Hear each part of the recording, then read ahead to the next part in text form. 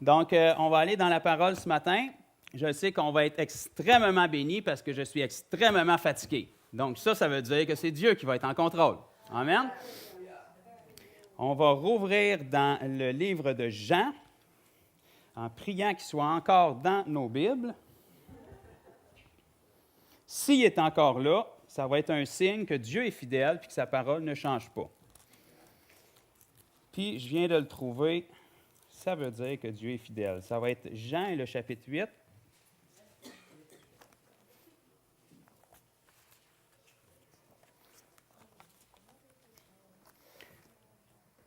Jean 8, on va commencer au verset 30. On va lire ça, on va laisser rentrer ça dans notre tête pour que notre tête puisse saisir ce que Dieu veut nous dire. Et puis après, on va prier. Jean 8, 30. Comme Jésus parlait ainsi, plusieurs crurent en lui. Ça, c'est un des effets quand Jésus parle. Il y en a toujours quelque part qui vont croire.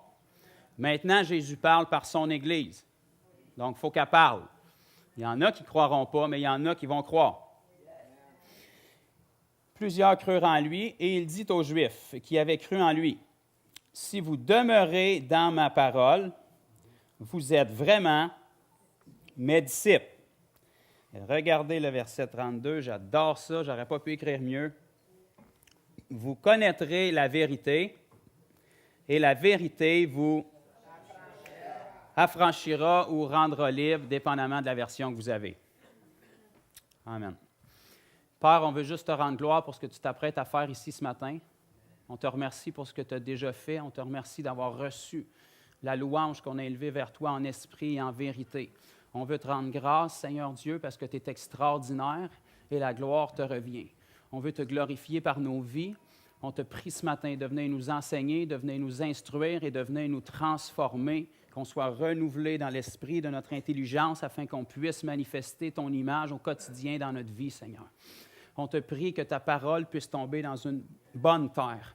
On te prie, Seigneur, que ta parole soit reçue à partir d'une bonne disposition de cœur, Seigneur.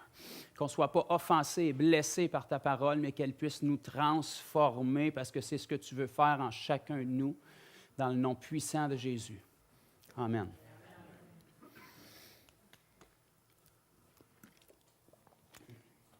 Jésus a dit, « Vous connaîtrez la vérité, et la vérité vous rendra libre. » Qu'est-ce que c'est la vérité? La vérité, ce n'est pas quelque chose, c'est quelqu'un. Et c'est Jésus. Jean 14, 6 nous dit, « Je suis le chemin, la vérité et la vie. » Si tu n'as pas Jésus, tu n'as pas la vie, parce que Jésus, c'est la vie. Si tu n'as pas Jésus, tu n'as pas la vérité, parce que Jésus, c'est la vérité. Là, dans le fond, ça veut dire qu'il n'y en a pas d'autre. Si tu n'as pas Jésus, tu es perdu, parce que c'est le chemin. OK? On lit aussi, ici, ça nous dit dans le verset 31, « Si vous demeurez dans ma parole, vous êtes vraiment mes disciples. » Il faut que vous compreniez qu'à l'époque où Jésus a dit ça, il n'y avait aucune parole écrite à demeurer dedans, là. Il y avait les livres de l'Ancien Testament, mais les écrits de Jésus qu'on lit aujourd'hui, ils n'étaient pas écrits encore. Il était en train de les dire. OK? Fait que demeurer dans sa parole pour l'auditoire à qui Jésus s'adressait, ça voulait dire obéir à chaque mot qui sortait de sa bouche. OK? Chaque mot qui sortait de la bouche de Jésus, c'est ce que vous avez ici. OK? C'est aussi valable, même s'il est sur papier. C'est exactement comme si Jésus était en avant de vous maintenant en train de vous les dire. Ça, c'est l'importance que la parole de Dieu a. Quand on dit que c'est la parole de Dieu, ce n'est pas une façon de parler pour avoir de l'air spirituel. Ça veut dire que c'est la parole de Dieu. Tu veux que Dieu te parle, rouvre ça et il te parle. C'est aussi simple que ça. Les gens veulent que Dieu leur parle, mais ils ne veulent pas lire ça. Commence par le faisable, puis Dieu va s'occuper du surnaturel. OK? Si tu n'es pas affermi là-dedans, tu vas entendre un paquet d'affaires, puis ça ne veut pas dire que c'est Dieu qui parle. OK? Parce que Dieu parle toujours en accord avec sa parole. Si tu veux savoir si c'est Dieu qui te parle, si tu veux avoir un bon filtre, bien, tu as besoin de ça. Parce que dans tout ce que tu entends, si tu as le filtre de la parole, tu vas savoir ce qui vient de Dieu. OK? Parce que Dieu a élevé sa parole au-dessus de son nom. Dieu ne parlera jamais à l'opposé de sa parole. Donc, si tu ne connais pas sa parole, tu ne seras pas capable de discerner la voix de Dieu. Maintenant, il ne faut pas se surprendre si aujourd'hui l'Église est dans l'état qu'elle est, parce que les enfants de Dieu ne passent pas de temps dans leur parole. Ça, ce n'est pas du tout une raison pour se réjouir. Ça doit changer, puis ça va changer. Ça nous dit ici, si vous demeurez dans ma parole, vous êtes vraiment mes disciples, vous connaîtrez la vérité. Si vous demeurez dans ma parole, vous connaîtrez la vérité. Donc, la façon de connaître la vérité, c'est de demeurer dans sa parole. Je suis-tu trop simple ou c'est-tu du noir sur blanc en français? Si on demeure dans sa parole, on va connaître la vérité. Et qu'est-ce que la vérité va faire? Elle va nous rendre libres. Pourquoi est-ce que l'Église n'est pas libre aujourd'hui? Pourtant, ils ont Jésus. C'est parce qu'ils ne comprennent pas. La Bible nous dit qu'on doit être renouvelé dans notre intelligence pour saisir le Jésus qui est dans notre esprit. Okay, on va le lire tantôt. Romains 12:2 nous dit « Ne vous conformez pas au siècle présent, parce qu'il n'y a rien de Dieu dans le siècle présent. Okay? Flash news, si vous n'étiez pas au courant, je vous l'annonce. Okay? Ne vous conformez pas au siècle présent, mais soyez transformés. Okay? Ceux qui ne savaient pas, Dieu nous dit qu'on doit être transformés. Fait que vous venez d'apprendre de quoi ce matin? Soyez transformés par l'imposition des mains d'un super évangéliste qui va vous frapper par la puissance de Dieu. Vous allez tomber à terre, vous allez faire la truite pendant 5 minutes, vous allez vous relever, vous allez être complètement nouveau? Non. Soyez transformés par le renouvellement de votre intelligence. C'est Dieu qui va venir la renouveler?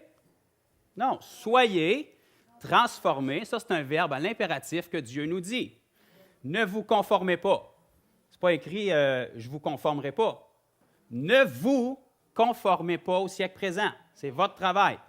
Soyez, ce n'est pas Dieu qui va l'être pour vous, là. Soyez transformés par le renouvellement, pas de l'intelligence de Dieu, de votre intelligence, afin que vous discerniez la volonté de Dieu.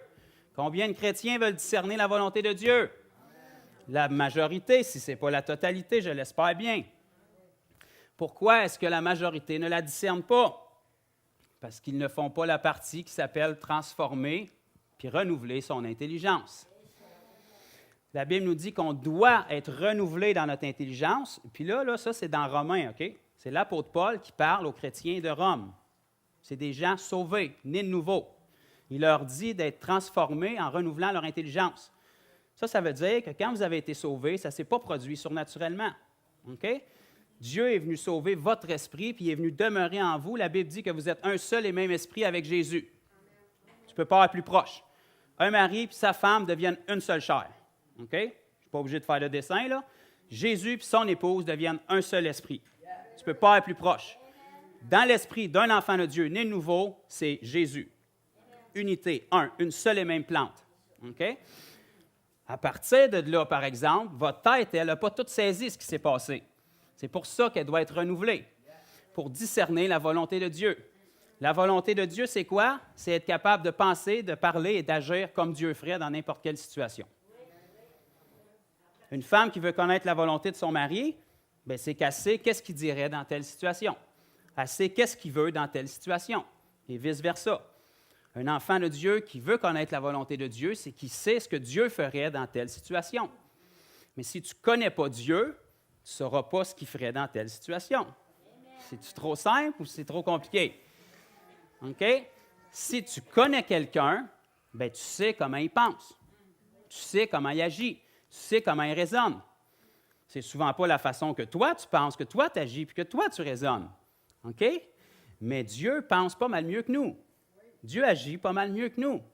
Okay? Dieu voit les choses pas mal différentes de nous. Donc, ce n'est pas à lui à s'ajuster, c'est à nous à s'ajuster. Amen? Donc, si on connaît sa parole, et la meilleure façon, la première et toujours la plus sûre pour connaître Dieu, c'est toujours sa parole. OK? Parce que tout le reste passe par sa parole. OK? Dieu peut se révéler à nous par une prophétie, mais on prophétise en partie. Ça doit toujours être filtré par la parole. Il y a toujours une partie de chair ou d'humanité dans une prophétie. Okay? Dieu peut nous parler à travers les circonstances de la vie, mais ça doit toujours être filtré à travers la parole, okay? Pour qu'on puisse discerner la vérité dans chaque chose. Donc, si on veut connaître Dieu, la première façon, puis toujours la façon primaire qu'on doit avoir, c'est sa parole. On ne lit pas sa parole pour l'apprendre par cœur. On lit la parole pour connaître Dieu. Je ne lis pas la parole pour vous prêcher un bon sermon le dimanche. Je lis la parole pour connaître Dieu. Qu'est-ce que ça fait? Ça fait que quand tu cherches à connaître Dieu, la parole rentre en toi. Quand la parole est là, je n'ai pas besoin d'un lutrin pour prêcher à qui que ce soit. Si on était au Walmart ou au McDo après-midi, je pourrais vous dire exactement la même chose que je vous dis en ce moment. Je n'ai pas besoin de l'onction du prédicateur le dimanche matin pour annoncer la parole. La parole est en moi et la parole sort quand le besoin est là. Okay? Le meilleur évangile à prêcher, c'est celui qu'on vit. Pourquoi? Parce qu'il y a une force sur nos mots, parce qu'on sait ce qu'on dit. Jamais je vais prêcher quelque chose que je ne vis pas. Jamais je vais prêcher quelque chose que je n'ai pas expérimenté et qui ne m'a pas aidé. Puis si ça m'a aidé moi, ça peut aider qui que ce soit qui le reçoit. Amen. On va aller dans Matthieu 6 ensemble.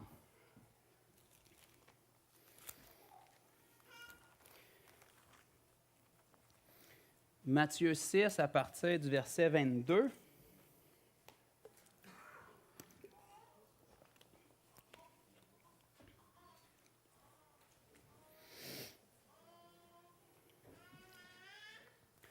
Matthieu 6, 22, ça nous dit « L'œil est la lampe du corps. Si ton œil est en bon état, tout ton corps sera éclairé. Mais, bon, s'il y a un mais, si ton œil est en mauvais état, tout ton corps sera dans les ténèbres. Si donc la lumière qui est en toi est ténèbres, combien seront grandes ces ténèbres? Tous les enfants de Dieu sont lumière. Alors ils devraient briller. Qu'est-ce qui fait souvent qu'ils ne brillent pas? C'est parce qu'ils ne voient pas clairement. Leur perspective n'est pas claire. Ce n'est pas parce qu'ils ne sont pas sauvés. Les églises sont remplies de gens qui aiment Dieu, qui sont repentants. S'ils sont là, c'est parce que quelque part, ils sont sincères. Sinon, ils ne perdraient pas leur temps à venir. OK? Je refuse de croire que les églises sont remplies de gens hypocrites. Oui, il y en a. Mais il y a des gens qui aiment vraiment Dieu. Mais ils ne portent pas de fruits comme ils devraient le faire parce que leur œil n'est pas clair. OK? Qu'est-ce qui fait que les gens du monde arrivent à faire des réalisations extraordinaires? OK? Qui sont seulement ici terrestres et qui n'ont aucune valeur éternelle. Mais tous les gens dans le monde qui réalisent des choses extraordinaires, c'est parce qu'ils se sont fixés un but et ils ne voyaient rien d'autre que ce but. Ils ont sacrifié tout le reste pour se donner à un seul but. L'apôtre Paul en parle dans les Écritures concernant les athlètes. Les athlètes, ils ont un seul but. Ils ne sont pas divisés en 12 branches. Ils ont un seul but, c'est le trophée, c'est la victoire. Peu importe ce que ça coûte pour me rendre là, ce que je veux, c'est ça. Puis je vais faire les sacrifices qu'il faut pour m'y rendre. Un enfant de Dieu doit vivre sa marche avec Jésus comme ça. On a un seul but. On ne doit pas être distrait par le reste. Tout ce que Satan peut mettre sur votre chemin, c'est des distractions. OK? 1001 branches qui sont exactement décrites dans Proverbe. Proverbe 14, 12 nous dit « Telle voie semble bonne à l'homme, mais son issue, c'est la perdition. » OK? Satan, là, il n'y a aucun problème à vous en mettre 1001 voies qui semblent bonnes pour votre tête. Mais son issue, c'est la perdition. Parce que dans le temps que vous prenez cette voie-là, vous prenez un détour de 1 mois, 2 mois, 6 mois, 1 an, puis vous avez oublié le but qui est Jésus. Notre seul but en tant qu'enfant de Dieu, c'est Jésus. Vous êtes comme un athlète. OK? Vous n'êtes pas un petit ange en couche qui mange du Philadelphia et qui va flotter pour l'éternité, là. Vous êtes des soldats en guerre. OK? On sert l'Éternel des armées. Si l'Éternel il a des armées, bien, ça veut peut-être dire que c'est nous les armées, hein? On est des soldats, on est à la guerre. Un soldat, il a un but. Il ne faut pas qu'il s'écarte de son but parce que c'est sa vie qui est en jeu. OK? Sœur Poulain, tantôt, elle a dit « Je m'écris, loué soit l'Éternel, et je suis délivré de mes ennemis. » OK, ça, c'est beau, puis ça fait super spirituel à dire, puis c'est un beau verset de frigidaire. Le seul problème, c'est que combien d'enfants de Dieu, quand ils font face à leur ennemi, vont s'écrier « Loué soit l'Éternel ». Combien d'enfants de Dieu vont louer l'Éternel quand ils font face à l'ennemi? Non, ils vont commencer à chasser l'ennemi, ils vont commencer à chercher ce qu'ils ont fait de pas correct, puis ils vont lever les yeux vers Dieu, puis ils vont dire « Pourquoi tu m'as oublié? » C'est pas ça que la Bible te dit. La Bible te dit que quand tu fais face à l'ennemi, tu loues l'Éternel. Ce n'est pas la circonstance qui change Dieu. Quand ça va bien, Dieu est Dieu. Quand ça va mal, Dieu est Dieu pareil. Qu'est-ce que tu fais quand tu fais face à l'ennemi? Tu loues l'Éternel. Si l'ennemi vient changer ta perspective de l'Éternel, c'est mission accomplie pour lui. Qu'est-ce que l'ennemi a fait avec Adam et Ève? Il a mis le doute entre eux et Dieu. Ils ont commencé à douter Dieu. Dieu vous cache quelque chose. Dieu sait que si vous mangez de l'arbre de la connaissance du bien et du mal, vous allez être comme lui. Pourtant, quelques versets précédents, la Bible nous dit littéralement que Adam a été créé à l'image de Dieu. Il ne pouvait pas être plus comme Dieu qu'il l'était. Tout ce que Satan a fait, c'est y en faire douter. Tout ce que l'ennemi fait quand il vient attaquer les gens, c'est vous faire croire que Dieu vous a abandonné. Si vous avez un cœur sincère pour Dieu, il va vous faire croire que vous avez fait quelque chose de pas correct. Puis là, il va vous faire tomber sous la condamnation. Ça, c'est son arme parfaite. Un chrétien condamné, c'est terrible. C'est pire qu'un inconverti. Parce que tu as connu la vérité puis tu te sens coupable. Mais pendant tout ce temps-là, tu ne te rends pas compte que le simple fait que tu te sens coupable, c'est parce que tu es sincère pour Dieu. Si tu t'en foutais, ça ne te dérangerait pas une seconde. Le simple fait que tu te sens condamné, c'est parce que ça te dérange. C'est parce que tu es sincère et tu veux plaire à Dieu. Donc, quand tu te sens condamné, tu devrais dire, Père, je te remercie d'avoir changé mon esprit et d'avoir changé mon cœur. Il y a été un temps de ma vie où je me foutais carrément de te déplaire, tu n'étais même pas dans mes pensées. Maintenant, parce que je t'aime et je veux te servir, ça me dérange. Je sais que j'ai fait une erreur, mais si je sais que j'ai fait une erreur, c'est parce que tu as renouvelé mon esprit et tu m'as donné la force de ne plus faire cette erreur-là. Donc, à la place de me mettre sur mes genoux avec le sac et la cendre puis pleurer sur mon sort pendant une semaine, je vais me relever puis je vais louer Dieu en face de mes ennemis. Parce que c'est ça que la Bible dit. Je louerai l'Éternel et je suis délivré de mes ennemis. OK? Parce que l'ennemi, c'est un déchu, un perdant, puis tout ce qu'il veut, c'est ton attention. OK? Donc, s'il y a ton attention, bien, ça veut dire qu'elle n'est plus sur Dieu. Donc, tout le temps que l'ennemi a notre attention, on n'a plus les yeux sur le but. Un athlète, il garde ses yeux sur le but. Quand il se lève à 5 heures le matin et qu'il est raqué de la veille, c'est le but qui le fait sortir de son lit puis qui le pousse encore à aller se pousser et à se défoncer pour obtenir la victoire. Parce qu'il sait que s'il n'y va pas, il y a un autre athlète à côté qui va avoir la volonté de le faire. C'est la même chose pour un enfant de Dieu. Ce n'est pas parce que ça nous tente qu'on le fait bien souvent. OK? Ça, là, l'idée que ça nous tente et que tout aille bien, là, ça, c'est du charnel puis des sentiments. OK? Oui, mais mon frère, Dieu nous a donné des émotions. C'est vrai. Pas ceux que tu connais. Ça, tu les as reçus de Adam. Ça s'appelle des émotions déchues qui ont besoin d'être renouvelées dans la vérité. Qui t'a appris à être en colère? Pas Dieu. Tu l'as appris tout seul, tu avais ça de naissance, personne ne te l'a enseigné, tu as très bien développé ça tout seul. Les émotions sont le fruit de nos pensées. Vrai ou faux? Tu penses à quelqu'un qui te tape ses nerfs, tu es fâché. Si tes pensées ne sont pas dans la vérité, qu'est-ce qui te fait dire que tes émotions vont l'être?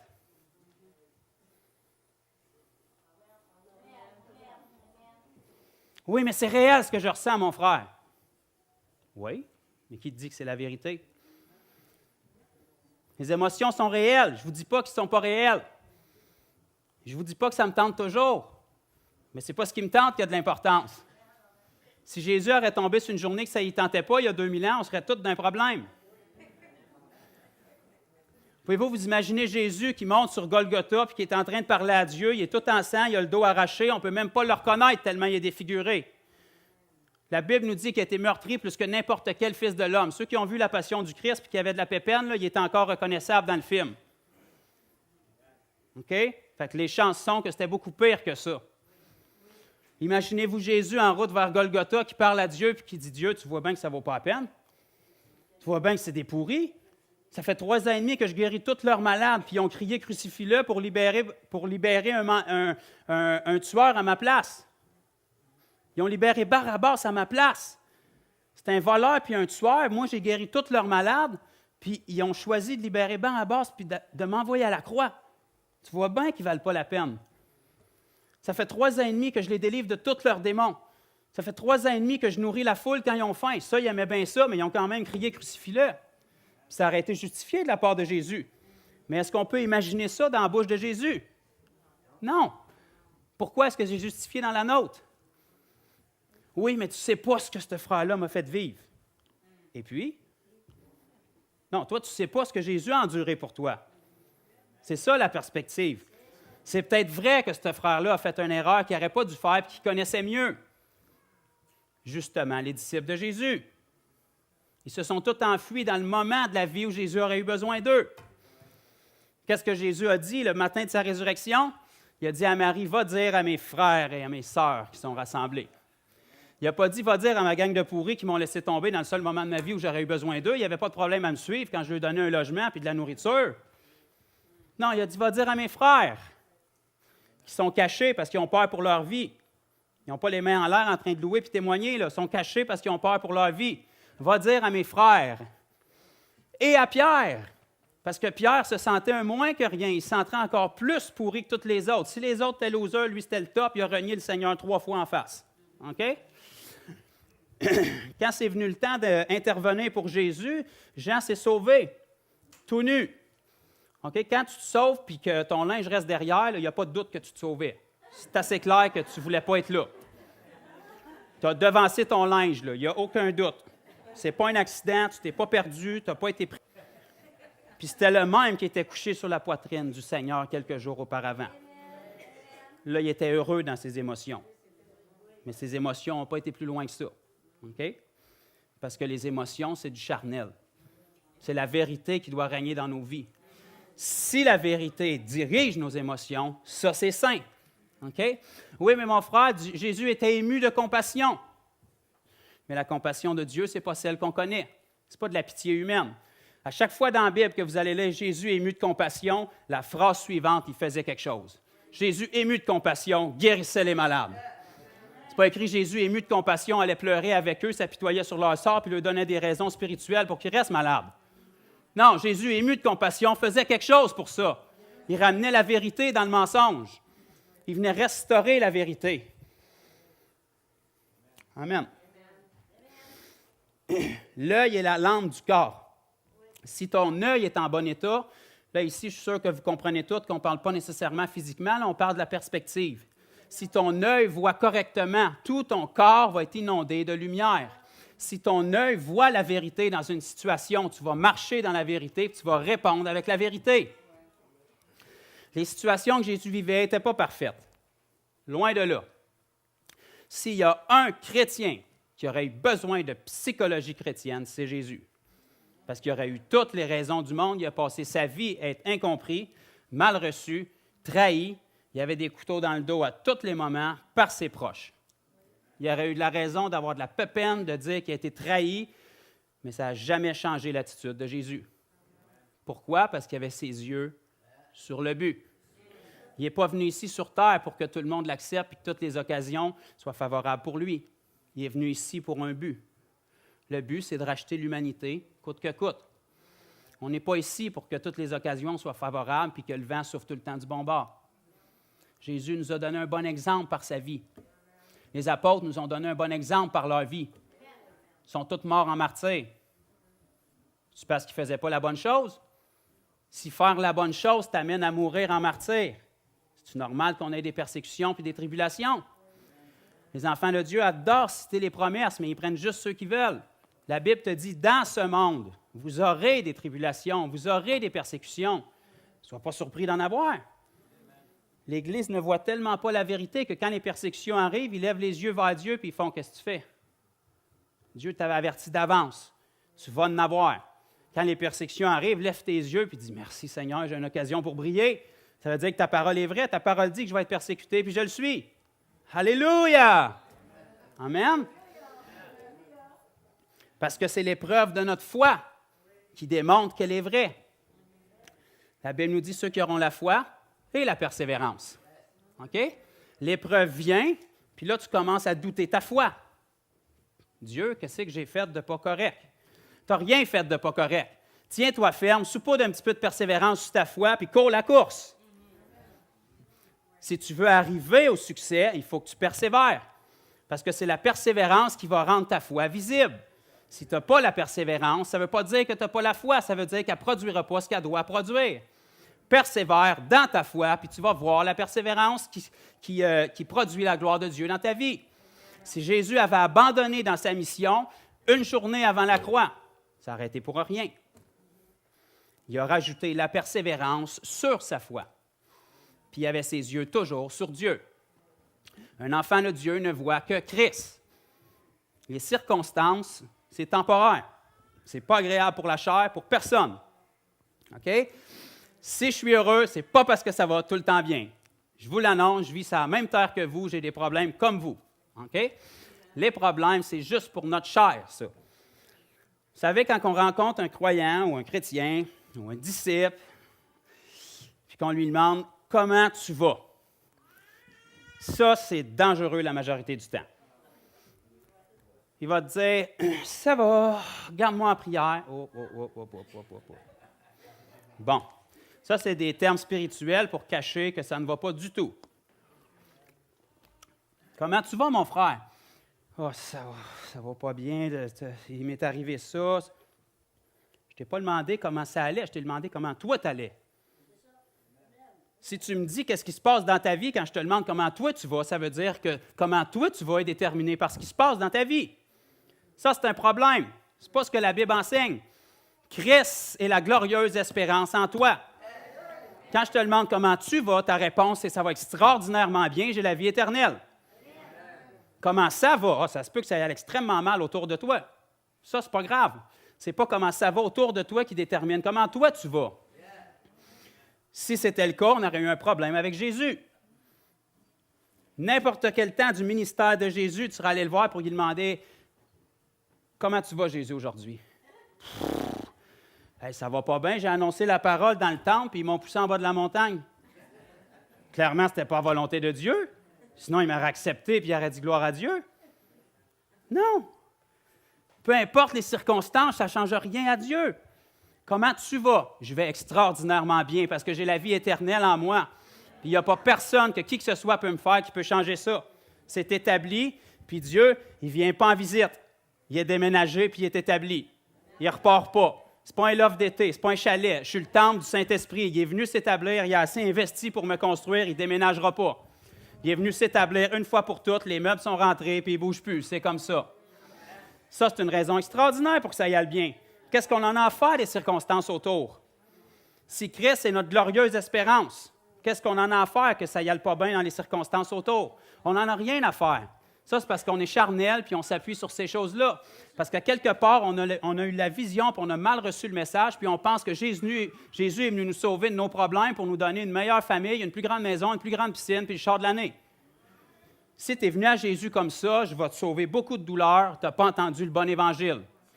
Jésus est venu te sauver de tes péchés pour qu'au milieu de la tempête, au milieu des problèmes, tu sois ferme, inchangeable, puis que tu restes au-dessus des eaux. Des fois, Dieu arrête la tempête, des fois, il te fait passer à travers. Il n'y a pas de plus grande gloire pour le nom de Jésus que quand tu es au milieu des mêmes problèmes que les gens du monde, mais que toi, tu es exactement pareil et ta joie ne change pas. Si Dieu arrêtait tes problèmes le jour où tu deviens chrétien, à quoi bon ton témoignage? Qu'est-ce que Satan a fait avec Job? Il est allé voir Dieu, il a dit, « C'est pas surprenant que Job soit un homme extraordinaire, regarde comment tu l'as béni. » Il n'y a aucun mérite. Tu as tout donné. C'est un des hommes les plus bénis de la planète Terre. C'est normal qu'il te loue. Satan ne peut pas croire qu'on aime Dieu. Il pense qu'on a besoin de Dieu. Puis dans beaucoup de cas, c'est vrai. Parce que si tu veux voir un chrétien qui prie et qui crie à Dieu, fait juste toucher à sa famille ou toucher à quelque chose qui est cher à son cœur. Là, il se met à crier à Dieu. Mais tu n'es dans aucun... Il n'y a pas un once de foi là-dedans. Tu pries dans la panique, la peur, l'incompréhension, la colère, la haine, la frustration, puis tu t'attends que Dieu va exaucer ça. Dieu exauce la prière de la foi. Si tu cherches Dieu tout d'un coup, soudainement, parce que tu as un problème, ça veut dire que tu t'étais relâché quelque part. Que ça y aille bien ou que ça y aille mal, Dieu est le même. Que ça y aille bien ou que ça y aille mal, il est autant en toi. Il t'aime autant, il veut autant de relation avec toi. Il désire te parler. Dieu il est aussi près que le son de son nom. Il voit à travers tes yeux, il entend à travers tes oreilles. Il bouge à travers toi. La Bible dit que tu es le corps de Christ. Le corps de Christ, là, ce n'est pas une fraction, là. Ce n'est pas le corps de Christ, puis le trois quarts est ailleurs. Non, c'est le corps, C-O-R-P-S. Tu es le corps de Christ. Ce n'est pas une façon de parler, là. C'est écrit dans la Bible. Si tu es le corps de Christ, ça veut dire que Christ vit en toi. Il veut agir à travers toi, peu importe les circonstances. La Bible nous dit dans Néhémie que la joie du Seigneur est notre force. Ça, c'est un autre beau verset de frigidaire. OK, on aime beaucoup ça. La joie de l'Éternel est notre force. Puis là, on fait des chants là-dessus. Puis qu'on est spirituel le dimanche. Hein? Alléluia! Puis là, on a des drapeaux, puis bon, j'ai rien contre ça. Mais sont où le lundi? Parce que la joie du Seigneur qui était ta force hier, là, elle ne s'est pas évaporée. Ça veut juste dire que le dimanche, tu étais charnel et émotionnel. Peut-être que tu ressentais la présence de Dieu physiquement sur toi, tu étais tout excité, tu étais tout heureux. Il n'est pas plus là. Il est exactement le même. C'est parce que ça touche tes chances charnelles, puis parce que tu es charnel, tu es tout excité. Mais le lendemain, tu as une raison pour tout être excité encore, parce que Jésus est encore vivant. Ça fait 2000 ans qu'il est ressuscité, puis qu'il est le même. Même quand tu n'as pas de drapeau, même quand il n'y a pas de musique, Dieu est exactement le même. Sa parole ne change pas. C'est pour ça que Dieu nous dit de marcher par la foi. J'ai trouvé ça dans ma Bible, dans Habakkuk 2,4, j'ai trouvé ça dans Romains 1,17, j'ai trouvé ça dans Galates 3,11, j'ai trouvé ça dans Hébreux 10,38. Ça veut dire deux choses, soit que Dieu est trop vieux puis qu'il commence à radoter, ou soit qu'il veut vraiment qu'on croie sa parole. Si on marche par la vue, on a un problème. Si Dieu nous dit de marcher par la foi, ça veut dire qu'il y a de quoi saisir là-dedans. La foi, ça ne regarde pas aux circonstances, ça c'est de la vue. Si tu marches par la foi, les circonstances, tôt ou tard, vont s'aligner avec ta foi. La Bible nous dit que tel un homme pense, tel il est. Si tu ne penses pas correctement, tu ne seras pas correct, même si tu es sauvé, puis tu aimes Jésus, puis tu es rempli de la lumière. Si ton œil n'est pas clair, tu vas être dans les ténèbres. Même si tu es sauvé, même si tu as Jésus, puis même si tu es rempli de la lumière. Puis tu vas commencer à te questionner. Tu vas commencer à te questionner sur ton salut. Pourquoi je ne porte pas plus de fruits si je suis sauvé?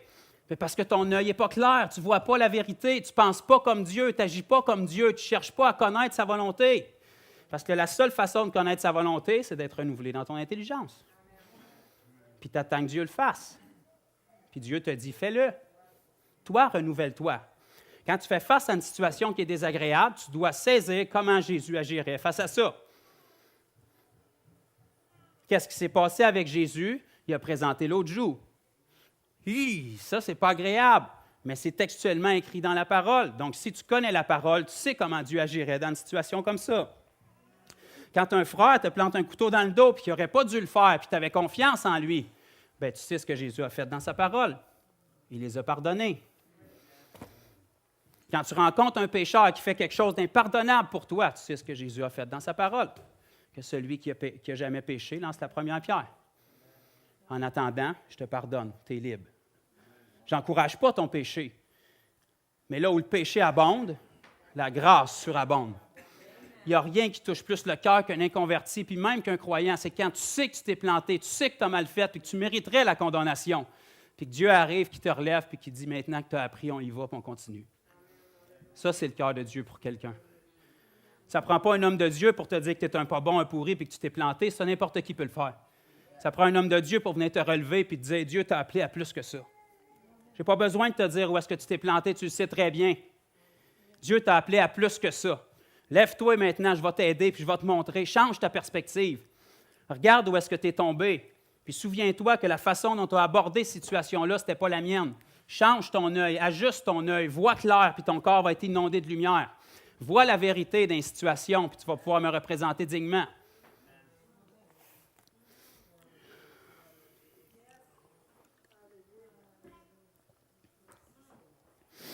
On va tourner dans Hébreux 4. Hébreux chapitre 4.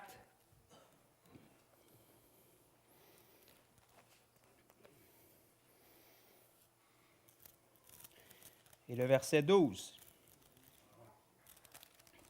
Un autre verset bien connu. Un autre verset qui fait très bien sur un frigidaire.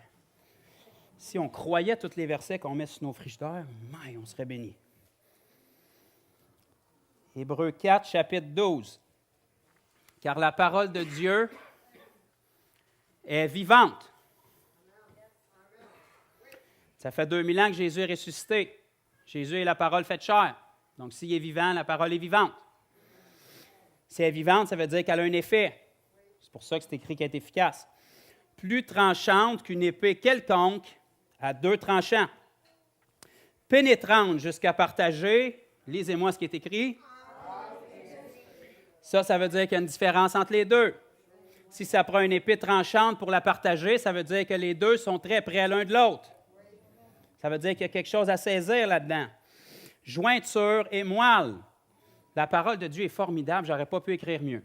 Il n'y a rien de plus proche qu'un os, une jointure puis une moelle. Ça prend quelque chose de vraiment tranchant pour séparer la moelle de la jointure. La parole de Dieu compare notre esprit puis notre âme à ça. C'est tellement lié étroitement que ça prend la parole de Dieu, qui est la vérité, pour nous faire discerner les deux. Puis si l'épée à deux tranchants n'est pas là, tu ne discerneras pas les deux, puis tu vas être charnel. Elle juge les sentiments et les pensées du cœur, parce que c'est deux choses bien différentes des fois. Puis c'est ça que les gens doivent saisir. C'est ça qu'on doit comprendre. Je vous dirais que c'est un des plus gros problèmes qui tient l'Église captive aujourd'hui. Ils ne discernent pas la différence entre leurs émotions et puis la présence de Dieu, le cœur de Dieu, puis l'Esprit Saint qui est en eux. C'est la parole qui est vivante et efficace, qui vient trancher entre l'esprit et l'âme. Si tu ne connais pas la parole, comment tu vas réussir à discerner la différence entre les deux? Ça prend quelque chose de tranchant comme la parole pour discerner entre les deux. Surprends-toi pas que tu n'es pas capable de discerner la différence entre les deux si tu ne connais pas ta parole. C'est tellement puissant, c'est tellement important. Si on veut être renouvelé dans notre intelligence, on a besoin de la parole pour nous faire discerner ce qui est la volonté de Dieu, puis ce qui vient de notre tête, ce qui est la volonté de Dieu, puis ce que le monde nous a enseigné.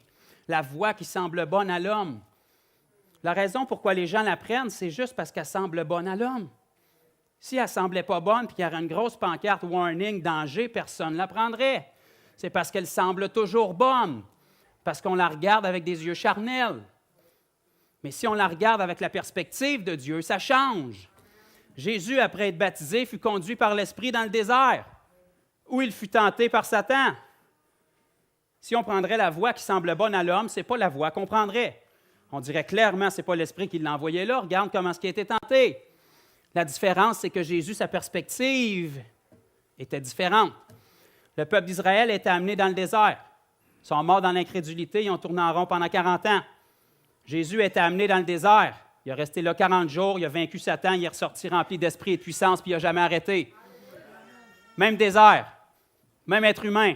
C'est quoi la différence? La perspective est différente. Dans le désert, Jésus ne voyait que son Père. Dans le désert, les enfants d'Israël ne voyaient que leurs problèmes. La manne tombe à tous les matins. Dieu te fait tomber de la nourriture fraîche du sol. Tu te lèves le matin, oh, pas encore ça. C'est quand même pas pire. C'est tombé du ciel surnaturellement, fraîche d'un matin. Ostine-toi pas sa saveur puis mange. C'est Dieu qui te le donne, c'est surnaturel. Dieu a fendu la mer Rouge devant toi. Quelque temps après, tu l'as oublié. L'armée entière de Pharaon a été engloutie. C'est un pas peu miracle. Souviens-toi-en. Marche là-dedans. Ça fait 40 ans que tu marches dans le désert et que ton linge s'agrandit avec toi. C'est un pas peu miracle. Dieu prend soin de tes besoins. Quand l'épreuve vient, puis que tu as faim, puis que tu as chaud, c'est vrai que tu as chaud, c'est vrai que tu as faim, c'est vrai que les armées t'attaquent. C'est pas parce que c'est pas vrai. C'est vrai, ces choses-là. C'est vrai qu'est-ce qu'ils expérimentaient, mais ce n'est pas la vérité. La vérité, c'est qu'au lieu de dire « Pourquoi les armées m'attaquent? » tu devrais dire « Dieu, je te remercie parce que tu as pris soin de nous et on est encore en vie. » Si tu nous as fait sortir du pays d'Égypte où on était esclaves, puis qu'on est ici, c'est parce que c'est ta volonté. Si tu pourvois puis tu nous donnes de la nourriture, si tu nous pourvois la colonne de fumée dans le jour pour nous protéger du soleil puis pour nous diriger, puis tu nous donnes la colonne de feu le soir pour nous réchauffer puis nous protéger des armées ennemies, c'est parce que tu prends soin de nous autres. Donc, au lieu de regarder au problème, je vais regarder à ce que toi tu fais. Au lieu de regarder à toutes les œuvres que Satan peut faire dans le monde puis dans ma vie, je vais regarder à toutes les œuvres que toi tu fais. Quelle œuvre peut être plus grande que ton salut par grâce pour moi? Tu es venu me sauver, tu es venu me transformer. Satan a passé tant d'années de ma vie à essayer de me détruire, mais je suis encore en vie aujourd'hui puis je t'appartiens. C'est qui le loser? C'est pas toi, c'est pas Jésus, c'est lui. Il t'a perdu. Mais il vient cogner à ta porte et il dit « t'es pas bon, regarde qu'est-ce que t'as fait. » Puis là, tu te dis « oh non, je suis tenté, c'est clair que j'ai chuté, c'est quoi que j'ai fait de pas correct, c'est où que j'ai rouvert une porte. » Satan, la Bible nous dit que c'est un voleur. C'est quand la dernière fois qu'un voleur a appelé chez vous avant de venir? Non, c'est un voleur. Il n'y a pas besoin d'avoir un droit et une autorisation. Il vient, il s'infiltre, puis il va au-delà de ses limites. C'est ça, un voleur. C'est ça, un menteur. C'est ça, un destructeur. Cherche pas à savoir quelle porte tu as rouverte puis où est-ce que tu t'es trompé. c'est pas parce que Satan vient cogner à ta porte qu'il y a encore une place dans ta maison. C'est justement parce qu'il l'a perdu et il veut revenir. Sois pas dans la condamnation parce que tu es tenté. Jésus a été tenté en toutes choses. Réjouis-toi parce que tu es tenté, parce que tu peux rappeler à Satan que tu es libéré et qu'il n'y a plus rien en toi. Jésus n'a pas eu peur quand il a vu Satan arriver. Il a dit, Satan, le prince du monde, arrive. Mais il n'y a rien en moi. Amène-toi. Tu as perdu ta place.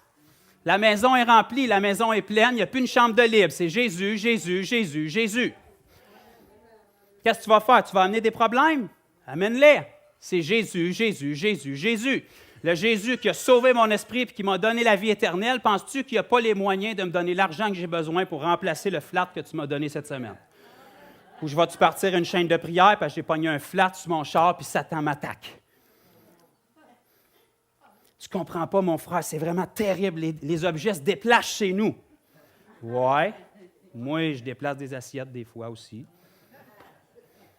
Tu as peur parce que tu ne vois pas le démon qui la déplace. Moi, tu n'as pas peur parce que tu me vois. Quand l'ennemi est obligé d'aller là pour te faire peur, là, c'est parce que c'est vraiment un perdant. Tout ce qu'il veut, là, c'est que tu fasses « Ah! » OK? Qui, quand vous étiez jeune, vous tripiez sur faire peur à quelqu'un puis y regarder la face? Ce qui faisait que c'était le fun, c'est d'y voir la face apeurée quand vous lui faisiez faire le saut. Ça, c'était le fun. Vous vouliez saisir ce moment-là. Là. C'est exactement pareil pour les démons. OK? Satan, c'est un serpent qui se promène puis qui se cache dans le champ. OK? S'il se démasque, il est en danger. S'il se démasque et qu'il se monte, c'est parce qu'il y a quelque chose qu'il va aller chercher. OK? Puis c'est votre « Ah! » Il veut que vous ayez peur. Il veut vous intimider. Quand un démon se manifeste dans quelqu'un, il est rendu au bout. Il n'a pas le choix. Sa meilleure arme, ce n'est pas de se manifester, c'est de rester caché, tranquille. S'il se manifeste, c'est parce qu'il est confronté, puis il risque de se faire chasser parce qu'il est soumis à l'autorité de Jésus. Ce qu'il veut, c'est que tu vois la manifestation puis que tu fasses « Oh mon Dieu! » Puis là, tu commences à y parler. « Comment tu t'appelles? » Là, il va te donner un nom bien méchant puis intimidant. Tu parles avec un menteur, tu t'attends d'avoir quoi comme réponse? « Combien vous êtes? Nous sommes 6000. Ouh! » Moi, si j'étais le démon puis tu me le demanderais, je te répondrais de quoi de même? « On est légendaire, on est l'armée au complet. Bouh! » Je ne dirais pas, je suis un petit démon, je suis désespéré, je suis décorporifié, j'ai besoin d'un corps pour avoir un peu d'apaisement. Non! C'est un menteur. Qu'est-ce que ça te donne de parler avec? Tu t'attends d'avoir quoi d'autre que du mensonge comme réponse? Tu ne parles pas avec. La Bible ne te dit pas de faire de la psychologie avec, elle te dit de le chasser. Dans le nom de Jésus, sors. Dans le nom de Jésus, sors. Dans le nom de Jésus, sors. Là, tu te sens mal tout d'un coup. Tu dis, oh non, j'ai des répercussions, il est tombé sous moi. Dans le nom de Jésus, sors. Si je joue au football, je ne serais pas triste parce que je suis plaqué. C'est normal. C'est normal. Tu es à la guerre. Si tu en vas à la guerre, tu n'es pas triste de recevoir une flèche ou un coup d'épée. Tu es à la guerre. Si tu n'en reçois pas, c'est peut-être parce que tu n'es pas dans le bon champ. Là. Tu t'es perdu quelque part. Là. Ne tombe pas dans un problème puis dans l'épreuve. Dis, j'ai reçu un coup d'épée, j'ai sûrement désobéi à Dieu. J'ai commis le péché impardonnable. Non. Dieu est avec toi, tu es à la guerre. Il ne dit pas qu'il va te sauver des coups, il va te dire que tu vas y prendre, tu vas remporter la victoire. Dieu te dit, tu es un plus que vainqueur. Comment tu vas être vainqueur si tu ne vins jamais? Tu sers l'Éternel des armées. Comment est-ce qu'une armée est une armée si jamais elle va à la guerre? Il faut changer notre perspective, chers frères et sœurs. Il faut commencer à voir les choses comme Dieu. Il faut arrêter d'avoir un grand diable et commencer à avoir un grand Jésus. On n'a rien à faire de ce que Satan fait. Ce qu'on a tout à faire, c'est ce que Jésus fait. Comment lui est extraordinaire, comment lui est formidable. Quand l'ennemi se présente, on ne perd pas notre temps avec lui, on loue Dieu. Je m'écris loué soit l'Éternel. Et qu'est-ce qui arrive si je m'écris loué soit l'Éternel? Je suis délivré de mes ennemis. Je ne m'écris pas, oh mon Dieu, comme mon ennemi est grand, puis Dieu, tu m'as abandonné. Je m'écris loué soit l'Éternel. Dans le combat, comme quand ça va bien. Parce que l'Éternel est le même dans le combat, comme quand ça va bien. Votre Dieu est un Dieu extraordinaire sous la pression. Votre Dieu n'a pas peur de vos situations. Votre Dieu n'a pas peur de vos problèmes. Votre Dieu n'a même pas peur de vos émotions. Oui, mais mon frère, je ressens la peur. C'est correct. Continue. C'est pas parce que tu ressens la peur que tu as un problème. Tu es un humain, c'est détestable, mais c'est comme ça. Pour l'instant, on deal avec ça. Fonce dans ta peur, dépasse ta peur, puis tu vas voir le succès au bout. Si ta peur t'arrête, ça, c'est un problème. Ça fait que tu marches par les émotions, les sentiments et pas selon la parole. Dieu te dit que tu es capable, tu es son choix numéro 1. Il est venu te choisir. Il a fait de toi un saint. Saint, ça veut dire que tu as été mis à part. Ça ne veut pas dire que tu es parfait, là. Ça veut dire que tu as été mis à part de Dieu. Tu as été sélectionné par Dieu pour un but, une tâche, c'est d'être son enfant et son ambassadeur. Dieu te dit que tu es capable, puis toi, tu vas y répondre, mais j'ai peur. Il ne t'a pas demandé si tu avais peur. Il t'a dit d'y aller. Tu vas avoir de la peur en chemin. Tu vas avoir des doutes en chemin. Mais si tu y vas, c'est parce que tu crois Dieu au-delà de ce que tu ressens. Si tu crois Dieu au-delà de ce que tu ressens, tu marches par la foi et non par la vue. Si tu crois Dieu au-delà de ce que tu ressens, ton œil est rempli de lumière, puis ton corps va être rempli de lumière. Tu vois clairement, tu discernes clairement. Et tu arrives à un point de ta vie où tu es capable de penser, de parler, d'agir exactement comme Jésus ferait. Ça doit être pour ça que la parole de Dieu nous dit qu'on a en nous la pensée de Christ. Si on a la pensée de Christ, ça veut dire qu'on peut penser comme Christ. Ce n'est pas blasphématoire, frères et sœurs, c'est la parole de Dieu. Qu'est-ce que tu es en train de me dire, mon frère, tu es parfait? Je suis en train de te dire que Jésus est parfait. Puis Jésus vit en moi, puis il m'a appelé à être rien de moins qu'à son image. Donc Jésus ne me demanderait jamais de faire quelque chose qu'il ne me rend pas capable de faire. Donc s'il me rend capable de le faire, je ne passerai pas à côté de ça. Je ne marcherai pas dans 1% de ce que Jésus a payé le prix pour moi. Jésus n'a pas retenu une goutte de sang pour les péchés de l'humanité, il est allé à fond. Jésus ne s'est pas sauvé d'un coup de fouette pour les maladies de l'humanité, il est allé à fond. Ça aurait été extraordinaire qu'il nous guérisse à 90%, mais il est allé à fond. Il a pris tous les coups de fouette avec une grande joie, parce que ça valait la peine qu'on soit racheté puis restauré dans notre état original. Un enfant de Dieu qui est libre, rempli de l'Esprit. Un enfant de Dieu qui marche dans la liberté parce qu'il voit clairement. Un enfant de Dieu qui connaît la vérité et la vérité le rend libre. Parce qu'il croit la vérité au lieu de croire ce que les circonstances disent. Aussitôt qu'on fait face à l'épreuve puis que les enfants de Dieu ne comprennent pas ce qui se passe, au lieu de rester fermes sur la parole puis de marcher dans la persévérance qu'on a lu tantôt, ils vont commencer à devenir analytiques puis chercher les problèmes. Laisse ça dans les mains de Dieu, lâche les problèmes puis persévère sur la foi que tu avais au début. Plus tu creuses, plus tu tombes dans ta tête puis plus tu vas te perdre. Reste ta foi en Jésus, reste tes pieds sur la simplicité de l'Évangile. Aussitôt que tu commences à chercher les problèmes, tu tombes dans quelque chose qui est très grave qui s'appelle « le sacrifice de Jésus n'est plus suffisant ».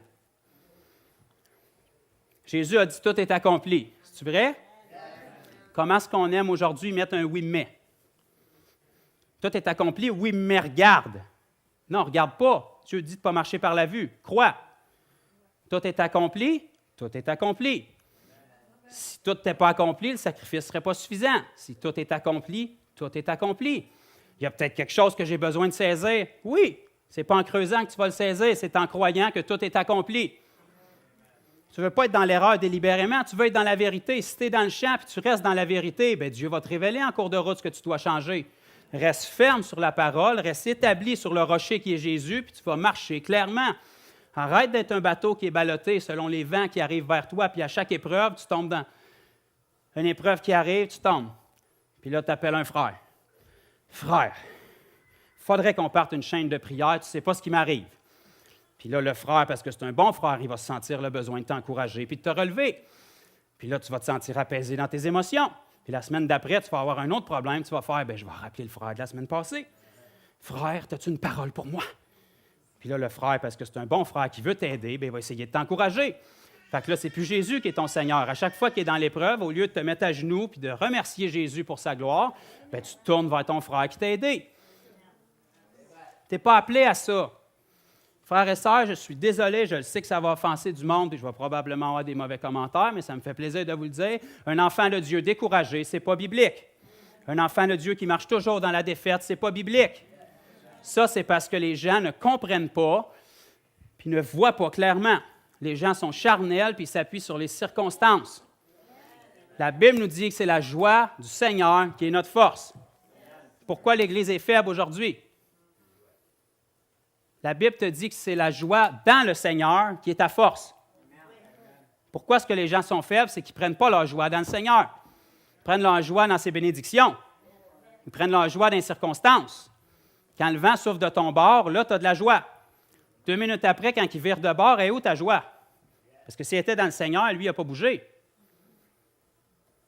Son royaume est établi. Son trône est établi. Il ne tombe pas en bas du trône quand le vent change de bord. Si ta joie est dans le Seigneur, peu importe de quel côté que le vent va souffler, ta joie ne change pas, parce qu'elle est dans le Seigneur.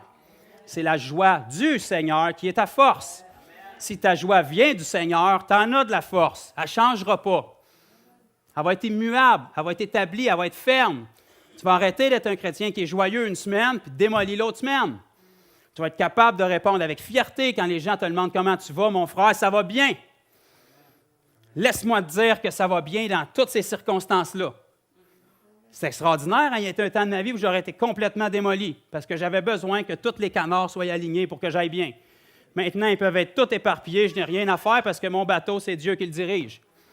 Je n'ai pas besoin d'être correct avec toi pour que ma journée aille bien. Je ne me suis pas levé ce matin pour que tu penses comme moi. Fait que même si tu ne penses pas comme moi, je ne suis pas blessé parce que ma joie vient du Seigneur. Voyez-vous les anges qui nous parlent? Si notre joie vient du Seigneur, elle va être notre force. Si notre joie est appuyée sur quoi que ce soit d'autre, vous avez un gros problème. Parce que quoi que ce soit d'autre, c'est changeable. C'est temporaire. Ça ne dure pas longtemps. C'est affecté par les choses du monde. Donc, s'il y a n'importe quoi d'autre qui est la source de ta joie, tu vas être aussi bon que ta circonstance. S'il y a n'importe quoi d'autre qui est ton sauveur, tu as un problème. S'il y a n'importe quoi d'autre qui est ton Seigneur, tu as un problème. Il t'arrive une circonstance, tout d'un coup, tu perds ton identité. Tu n'es plus personne. Dieu, tu m'as oublié. Mais si Jésus est ton Seigneur, ce n'est pas la circonstance qui est ton Seigneur. Même si la circonstance ne serait pas la vérité de ce que la parole dit. Si Jésus est ton Seigneur, tu crois ton Seigneur plus que la circonstance. Je vais faire face à la circonstance jusqu'à temps qu'elle s'aligne avec ce que je crois. Je ne vais pas changer la parole puis trouver des portes de sortie pour m'aligner avec ma circonstance. Je vais faire face à la circonstance jusqu'à ce que la vérité s'établisse. Parce que si la vérité est là puis je vois clairement, je vois juste la vérité puis la circonstance ne me dérange pas. Mon œil est fixé sur le but. Jésus ne change pas. Son amour pour moi ne change pas. Il m'a aimé alors que je ne méritais absolument pas ça par mes actions. Je le méritais par mon identité d'enfant de Dieu, de fils prodigue qui avait besoin de revenir dans la maison du Père. C'est avec cette perspective-là que Jésus est venu nous sauver. C'est avec cette perspective-là que c'est possible que la parole s'accomplisse, puis quand ça nous dit que là où le péché abonde, la grâce surabonde. Si Dieu nous voyait pour nos péchés, on aurait un problème, mais Dieu nous voit pour la vraie valeur qu'on a, puis c'est ça qu'il veut restaurer en nous. C'est la valeur que vous aviez qui a fait que Dieu est venu sacrifier il y a 2000 ans. Toute ma vie, puis de ce que j'ai entendu de l'Évangile, c'est que Jésus est venu sacrifier sur la croix parce que tu es tellement pourri, tu ne vaux rien, c'est sa grâce pour toi, puis tu fais mieux d'accepter ce qu'il a fait pour toi parce que tu es mal pris. Alors que ce n'est pas ça que l'Évangile annonce. Ce n'est pas parce que tu es un pourri puis un pas bon que Jésus t'a laissé à la croix, c'est parce que tu as une valeur extraordinaire. C'est ce que Dieu voyait, c'est ce qu'il voulait restaurer en toi. Si tu étais un pourri et tu n'étais pas bon, Dieu n'aurait pas envoyé ce qui avait de plus précieux. Il aurait pu sacrifier un ange ou n'importe quoi d'autre. S'il a choisi ce qui avait de plus précieux, c'est parce que c'est la valeur que tu avais à ses yeux. Pour lui, ça valait pleinement la peine que Jésus souffre tout ce qu'il a souffert et qu'il verse chaque goutte de son sang pour toi. Puis il l'aurait fait même si tu étais le seul être humain de la planète. C'est la valeur que tu avais à ses yeux. Il n'y a pas de favoritisme, tout le monde égal. Vous avez toute une valeur exceptionnelle parce que vous avez tous été créés par Dieu. Vous êtes le fruit de son imagination. Jésus vous regarde et il fait « Wow, j'aurais pas pu faire mieux. » Pas dans l'état que vous êtes actuellement, mais il vous regarde pour la valeur qu'il vous a donnée. Il dit « Lui, je sais ce qu'il vaut. » Avant de vous sauver, il vous regardait et il était capable de dire « Lui, je sais ce qu'il vaut. » Peut-être pas en ce moment, ça ne regarde pas pour ça, mais lorsque je vais mettre mon esprit en lui, vous allez voir ce qu'il va devenir. C'est comme ça que Jésus a regardé ses disciples le matin de la résurrection. Il ne regardait pas pour la gang de lâcheux qui était partie se cacher. Il regardait pour les apôtres qui allaient donner leur vie pour lui. Parce qu'il savait que le moment où son esprit allait rentrer en eux, que ça allait devenir des nouvelles créatures, leur œil allait changer, ils allaient commencer à voir la vérité. Ils allaient commencer à garder leurs yeux fixés sur Jésus, puis ils allaient donner leur vie pour la cause. Ça, c'est ce que vous avez signé pour, chers frères et sœurs. C'est le message qu'on n'aime pas annoncer aujourd'hui, mais ça fait partie de la cause. Dieu ne veut pas ton cœur, il veut ta vie. Toute ta vie. Toute. Corps, âme, esprit. Tu aimeras le Seigneur ton Dieu de tout ton cœur, de toute ta force et de toute ta pensée. Il n'y a pas d'échappatoire. Dieu nous connaît, il sait qu'on cherche une porte de sortie, il a tout barré ça. Toute ta force, toute ta pensée, puis tout ton cœur. 100%, vendu, sold out. S'il y a une partie que tu ne veux pas y donner, bien, Satan a un accès libre là-dedans. Tu vas être dirigé par ta chair, puis ta chair va infecter. Si tu mets une pomme pourrie d'un panier, elle va pourrir toutes les autres. Laisse pas de porte à l'ennemi, laisse pas d'ouverture, donne ta vie à 100%, puis crois la vérité. Mets ton œil clair sur Jésus. La Bible te dit que tu es libre, crois que tu es libre. Oui, mais je ne le ressens pas, mon frère. Dieu ne te dit pas de le ressentir, il te dit que tu es libre. Crois la vérité jusqu'à temps que tu le ressentes. Combien de temps, mon frère? Ça, on s'en fout. S'il faut, jusqu'à l'enlèvement, puis après, tu vas le croire, tu vas être dans sa présence. Crois la vérité, reste appuyé dessus, puis fonce de l'avant. Parce que si tu connais la vérité te rendra libre. Amen? Il va falloir que j'arrête. C'est malheureux. Bon, j'ai une sœur qui a dit on en prendra un autre. On va aller dans Hébreux 6. J'attendais votre approbation. Merci, sœur. Vous me direz combien je vous dois. Mais si vous avez fini avant moi, il n'y a pas de problème, vous pouvez partir. Hébreux 6, à partir du verset 9. On va faire un petit peu de lecture, je vais y aller rapidement. Hébreux 6, 9. Après, j'arrête, promis. Quoique nous parlions ainsi, bien-aimés. Oh, Dieu vous appelle ses bien-aimés. Nous attendons pour ce qui vous concerne des choses meilleures et favorables au salut. Dieu, des choses meilleures et favorables au salut. Il y a des choses qu'il veut qu'on saisisse. Car Dieu n'est pas injuste pour oublier votre travail et l'amour que vous avez montré pour son nom. OK, Satan veut vous faire croire ça. Tu as perdu ton temps. Tu ne brilles pas assez. Dieu n'oublie pas ce que vous avez fait. Nous désirons que chacun de vous montre le même zèle. Okay, Dieu ne sera pas zélé pour vous, là. Chacun de vous montrez le même zèle pour conserver jusqu'à la fin une pleine espérance. Aujourd'hui, il n'y a plus grand-chose de plein dans la vie des gens. Là. C'est très, très partiel. Une pleine espérance. En sorte que vous ne vous relâchiez point et que vous imitiez ceux qui, par la foi et la persévérance, héritent des promesses. Si tu n'hérites pas des promesses, ce n'est pas parce que Dieu n'est pas fidèle, c'est parce que tu ne fais pas la deuxième partie, qui est la persévérance sur ta foi. Si c'était facile, tout le monde le ferait. Dieu ne dit pas que c'est facile, il dit que c'est simple. Persévère. Ça ne veut pas dire que ça va être facile. Lorsque Dieu fit la promesse à Abraham, ne pouvant jurer par un plus grand que lui, il jura par lui-même. Et dit, certainement, je te bénirai, je multiplierai ta postérité. C'est ainsi qu'Abraham, ayant persévéré, obtint l'effet de la promesse. La persévérance sur ta foi amène ta foi à matérialiser ce que tu crois dedans. Ça prend la persévérance sur la foi.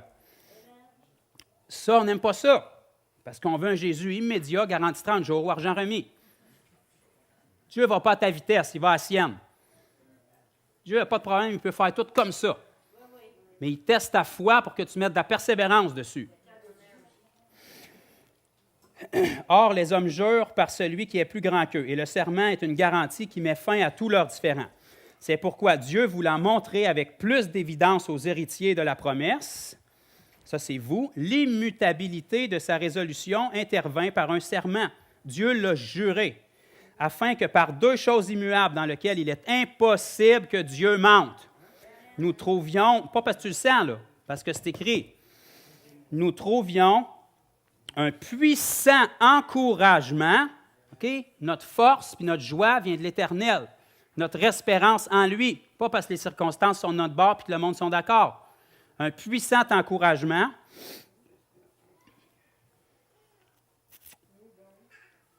Nous, dont le seul refuge, pas un des refuges, là, le seul refuge.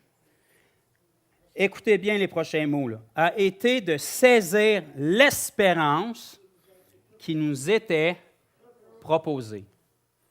Colossiens 1,27 nous dit « Christ en nous est la glorieuse espérance » ou l'espérance de la gloire. Vous n'avez pas besoin de rien de plus. La simplicité de l'Évangile, c'est que tout est accompli. Christ, qui est la réponse à tous vos problèmes, il est en vous. Vous n'avez pas besoin de plus, vous avez juste besoin de croire cette simplicité-là.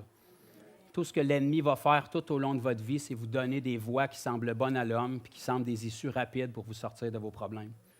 Christ est suffisant pour tout. L'espérance qui nous était proposée. Regardez bien, si vous croyez cette simplicité-là, ce que ça va éviter dans vos vies. Si l'Église pouvait saisir cette réalité-là, elle ne serait pas dans l'état où est-ce qu'elle est aujourd'hui. Cette espérance, nous la possédons comme une ancre de l'âme. Dieu ne veut pas que vous soyez ballottés, que vous soyez des chrétiens comme ça. Dieu veut que vous soyez ancrés une fois pour toutes. Cette espérance-là que Christ est en nous, c'est notre ancre. Tu n'as pas besoin d'autre chose, tu es ancré. Les vagues vont venir pour te frapper, pour te faire croire que l'ancre ne tiendra pas le coup et que tu as besoin d'une seconde ancre, mais tu n'en as pas besoin d'autre. Prends la vague, laisse-la fesser, puis l'ancre va te tenir. Sois ancré, arrête d'être ballotté puis de tomber dans l'épreuve à chaque problème. Christ est suffisant, c'est lui qui t'a sauvé. Tu sais dans quelle ténèbre tu étais quand il t'a sauvé. S'il t'a sorti de ça, quel mensonge de l'ennemi peut te faire croire qu'il ne sera pas capable de te sortir du reste? Tu as été sauvé par la foi. Tu restes greffé à l'olivier par la foi. La glorieuse espérance qui est en nous, c'est tout ce qu'on a de besoin, point final. Paul va parler aux Corinthiens en larmes, puis il va dire « J'ai peur pour vous, que vous soyez séduits comme Ève dans ses pensées à l'égard de la simplicité de l'Évangile. » C'est tellement simple. C'est Jésus, il est suffisant, puis tout est accompli. Oui, mais mon frère, non, mon homme. Jésus est suffisant, puis tout est accompli. C'est tellement simple. Mais c'est tellement dur pour notre tête. Parce qu'on veut de l'immédiat, on veut des réponses, puis on veut devenir analytique. Qu'est-ce que je fais de pas correct? Qu'est-ce qui ne marche pas? C'est pas à toi à régler ça.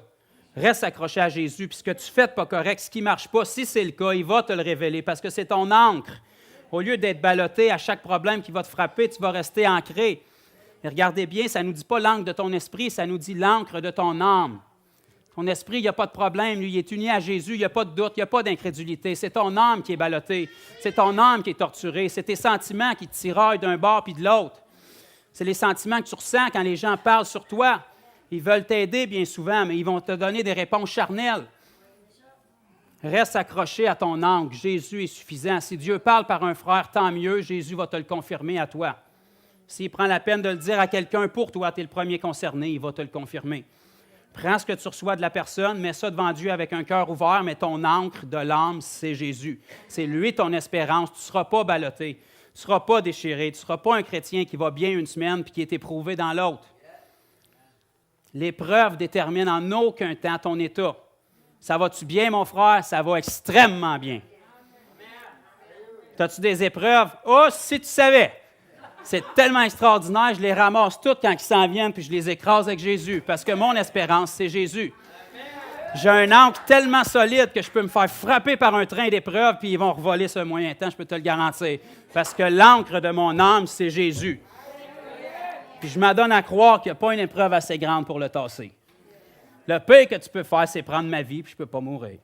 Fait que tu es mal pris. Un homme qui n'a rien à perdre, il est très dangereux. Amen? Recevez cette parole-là, puis aussitôt que vous allez sortir des murs et que tout le monde va vous dire le contraire, c'est là qu'on va voir si vous avez de la persévérance. Parce que ça, c'est un message que les chrétiens n'aiment pas entendre et qu'ils ne vont jamais vous encourager dedans. Ils aiment ça avoir des solutions. Ils aiment ça avoir des alternatives à vous proposer. Parce que dans beaucoup de cas, ça leur donne de l'importance puis un ministère. Christ est suffisant.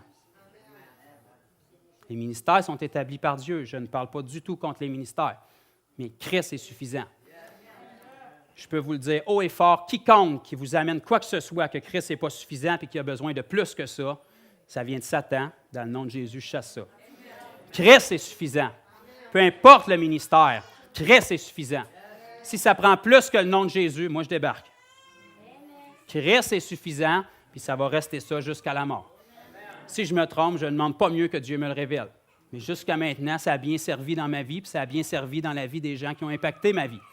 Si cette simplicité-là est là, on va sortir de tous les problèmes, puis notre œil va être clair. Si notre œil est dans la vérité, notre vie est inondée de lumière, puis on marche dans la lumière. Amen? Gloire à Dieu.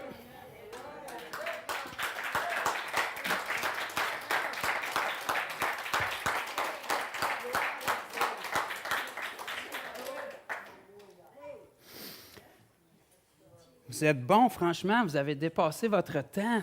Vous avez brisé. Ça veut dire que vous n'étiez pas religieux. Vous n'êtes pas venu ici pour cocher sur votre calendrier. J'étais à l'église cette journée-là, ou bien il fallait que j'aille prendre la communion. Et je commence à croire que vous êtes vraiment venu ici parce que vous vouliez rencontrer Dieu. Et ce qui est encore plus extraordinaire, c'est que chez vous, c'est pareil. C'est le même Dieu. Quand vous rentrez dans votre chambre et vous fermez la porte, paf, c'est fait. It's on.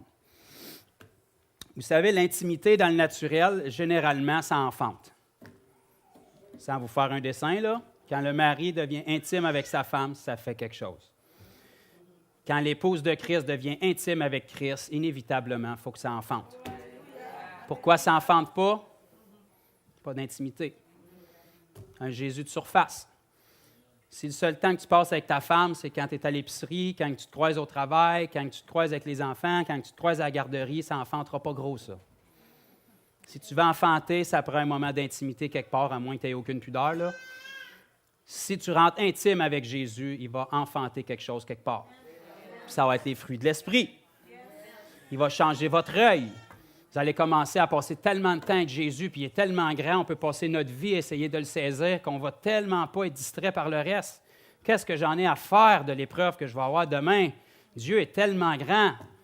Laisse-la faire, l'épreuve. Je m'enfarge en chemin, je la tasse, puis je continue, je vois Jésus. Si Jésus vous apparaissait, est-ce que vous laisseriez les petits obstacles en chemin vous empêcher de courir vers lui? Les gens qui voyaient Jésus dans la parole, ils faisaient leur chemin, puis ils se rendaient, croyez-moi. Si nos yeux sont fixés sur Jésus, on n'a pas nos yeux sur l'épreuve. Si tu as une conscience de péché, il y a deux choses dans la vie que je ne pense jamais. C'est le péché et Satan. Il ne mérite pas une seconde de mon temps. Le péché, ça ne fait plus partie de ma vie. Dieu dit que je suis mort au péché. Il m'a libéré de ça. Satan, c'est un perdant, puis il n'y a plus rien en moi. Pourquoi j'y accorderais une seconde de mes pensées? Pense à Jésus, par exemple. Comme un homme pense, comme il est. Si Dieu dit que je suis un saint et qu'il m'a donné la capacité d'agir saintement, bien, je vais croire ce qu'il dit. Pas dans mes capacités, dans les siennes. Si tu as une conscience de fils puis tu vois Jésus, tu vas marcher dans la sainteté puis tu vas reproduire Jésus. Vous le savez, là où sont vos yeux, c'est là que vous allez vous en aller. Si vous dites à un enfant, touche pas à ça, la première chose qu'il va toucher, c'est ça.